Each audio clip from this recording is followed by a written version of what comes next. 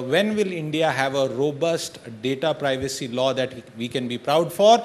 And I want to tell my audience, just a little while ago, IRCTC, which is a company under his supervision, has withdrawn a tender for monetization of user data.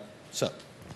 So the data protection bill, that's in works, and I think we should be seeing the results very soon. If you see the journey of this bill, when the Joint Parliamentary Committee suggested a series of amendments in a bill of 99 sections, there were 81 amendments suggested. Then there were about 17 major recommendations on top of it. So we had no choice but to redraft it. Redrafting is practically done, and Honorable Prime Minister has said that even though there is a very long series of consultations which have gone, still we must thoroughly consult with the people, with all the stakeholders. So very soon we will be uploading the revised draft, which will be meeting your expectations and meeting that from entire country. There is an expectation that the bill should be very neatly drafted. It should be easy to understand. It should be relevant with the times. It should create that online environment where trust and safety of the users gets the primacy. If trust and safety of users has to have primacy, what about all the data that has been lost so far? And we keep hearing about incidents. What would you say are the touchstones that this proposed law will have? So, three fundamental things.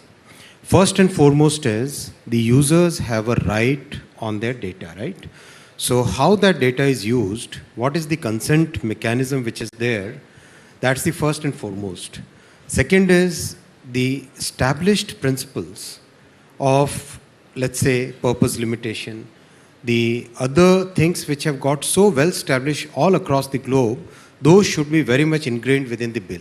And third, most important thing is, how do we make sure that every person in this country, every citizen of this country is able to access the grievance redressal mechanism in a very simple and very highly accessible way. So the entire implementation should be born digital. It should be born digital.